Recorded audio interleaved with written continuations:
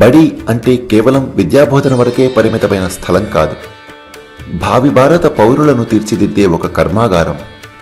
పిల్లలకు కేవలం విద్యాబుద్ధులు నేర్పడం మాత్రమే కాక వ్యక్తిత్వాన్ని తీర్చిదిద్దాలన్న సంకల్పంతో నెలకొల్పినదే శ్రీనివాస తేజ విద్యా సంస్థ.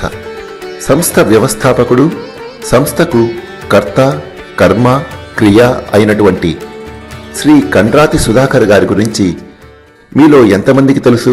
శ్రీనివాస తేజ స్కూల్ను స్థాపించి నేటితో 28 సంవత్సరాలు పూర్తి చేసుకున్న దీని వెనుక వారు పడిన శ్రమ, వారు చేసిన కృషి ఎంతమందికి తెలుసు? తెలుసుకుందామా మరి? శ్రీ కండ్రాతి సుబ్రహ్మణ్యం, కండ్రాతి రమణమ్మ గారుల మొదటి సంతానం శ్రీ కండ్రాతి సుధాకర్ గారు. వీరి విద్యాభ్యాసం బిఎన్ కండ్రిగ గవర్నమెంట్ పాఠశాలలో జరిగింది.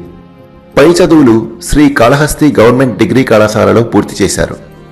తను 10వ తరగతి చదువుతున్నప్పుడు తమ హిందీ టీచర్కి కాలు ఫ్రాక్చర్ అయి లాంగ్ లీవ్లో ఉండగా తన గురువుగారి ప్రోత్సాహంతో సహచర విద్యార్థులకు 10వ తరగతిలోనే హిందీ పాఠాలు చెప్పారు.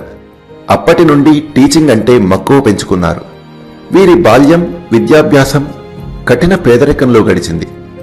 తల్లిదండ్రులు ఇద్దరూ కూలి పనులకు వెళితే రాత్రి మిగిలిన చద్ది అన్నంతోనే మధ్యాహ్నం కూడా తిని స్కూలుకి వెళ్లే దయనీయ పరిస్థితి అనుభవించారు. అప్పట్లో గవర్నమెంట్ హాస్టల్స్ తక్కువ. హాస్టల్ ఉన్నప్పటికీ లోకల్ విద్యార్థులను చేర్చుకునేవారు కాదు. ఒక్క పూట తిని మరొక పూట తినక స్కూలుకి వెళ్లి చదువుకునే పరిస్థితి. సుధాకర్ గారి తల్లిగారైన రమణమ్మ గారు ప్రతిరోజూ ఇడ్లీ గంప నెత్తిన పెట్టుకుని ఇడ్లీ అమ్ముతూ కుటుంబ భారాన్ని మోసేది. ఈ పరిస్థితిలో సత్యవేడులో ఇంటర్మీడియట్ ఎంపీసీ పూర్తి చేసుకున్న సుధాకర్ గారికి తన కుటుంబ పేదరికం కళ్ల ముందు కనిపించేది. అప్పుడే ఒక బలమైన ఆలోచన ఆయన మనసులో మెదిలింది. ఆ ఆలోచనే తన గమ్యాన్ని మార్చింది. అదే హాస్టల్లోని పిల్లలకు అప్పటి వార్డెన్ గారి సహకారంతో ట్యూషన్ చెప్పడం. ప్రతిరోజు పొద్దున్నే 8 గంటల వరకు ట్యూషన్స్ చెప్పడం, తరువాత తన బీఎస్సీ డిగ్రీ క్లాసులకు వెళ్లడం. సుధాకర్ గారు ట్యూషన్స్ ప్రారంభించినప్పటి నుండి తన చదువు భారాన్ని తన తల్లిదండ్రుల మీద పడనివ్వలేదు. ఇక వెనుతిరిగి చూడలేదు. తన డిగ్రీ పూర్తి చేశారు.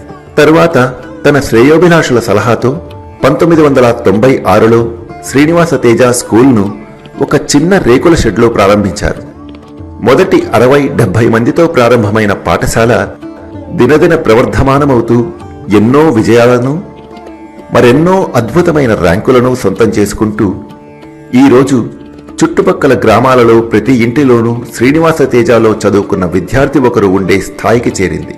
ఈ జీవన ప్రయాణంలోనే 1998లో ప్రసీద గారితో వివాహం జరిగింది. వీరి ఇరువురికి 2 సంతానం. కూతురు డాక్టర్ సుప్రజ డెంటిస్ట్ కాగా కుమారుడు యోగేష్ కుమార్ బీటెక్ పూర్తి చేశారు. తన విజయంలో తన జీవిత భాగస్వామి శ్రీ ప్రసీద గారిదే ప్రముఖ పాత్ర అని గర్వంగా చెబుతారు సుధాకర్ గారు. తన కష్టంలోనూ తన సంతోషంలోనూ ప్రసీద మేడం గారు తన వెనకుండి తనకు మనోధైర్యాన్ని ఇస్తారని ఎంతో ప్రేమగా చెప్తారాయన. 10వ తరగతి విద్యార్థులను రాత్రి 10:30 వరకు దగ్గరుండి చదివించి తమ ఇంట్లోనే వారికి తమ కన్నబిడ్డల వలె సెక్యూరిటీ ఇవ్వగలిగే కరస్పాండెంట్ ఎవరైనా ఉన్నారా? ఉంటారా? అది సుధాకర్ గారు, ప్రసీద మేడం గారు మాత్రమే. అందుకే అటువంటి ఆప్యాయతను వదులుకోలేక 10వ తరగతి పూర్తి చేసుకున్న పిల్లలు చివరి రోజు వెళ్లేటప్పుడు కన్నీటి పర్యంతమవుతారు. అంటే వీరు పిల్లల పట్ల చూపించే ప్రేమ, ఆప్యాయత ఎంతటివో తెలుస్తున్నాయిగా. ఈరోజు 28 సంవత్సరాలలో 22 సార్లు 100% ఉత్తీర్ణత, 5 మంది ఇడుపులపాయలోని ఐఐటిలో సీట్లు సాధించడం, గత సంవత్సరం ఎం సురేఖ 587 మార్కులతో రాష్ట్ర స్థాయి ర్యాంక్. ఇంతకంటే తల్లిదండ్రులు శ్రీనివాస తేజ నుండి ఇంకేం ఆశిస్తారు?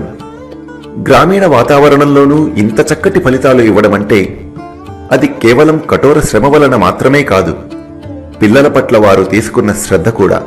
1996 నుండి ఏ స్థాయిలో కష్టపడ్డారో ఆ కష్టం 2024లో ఆయనను ఎంతటి ఉన్నత స్థాయిలో నిలబెట్టిందో చూడండి. అందుకే కష్టే ఫలి అంటారు. చూడండి విద్యార్థులు, మనం మన జీవితంలో గొప్ప గొప్ప వాళ్ళని ఆదర్శంగా తీసుకుని ముందుకు వెళ్తుంటాం. అయితే ఎంతో కఠిన పేదరికం నుండి వచ్చి ఈనాడు తనకంటూ ఒక చరిత్ర సృష్టించుకున్న మంచి మనసున్న వ్యక్తి మన సుధాకర్ సార్ మన కళ్ళ ముందరే ఉన్నారు. వారిని ఆదర్శంగా తీసుకుని చదవండి, మీరు సాధించలేనిది ఏదీ ఉండదు. ఇట్లు మీ శ్రీనివాస తేజ అధ్యాపక బృందం.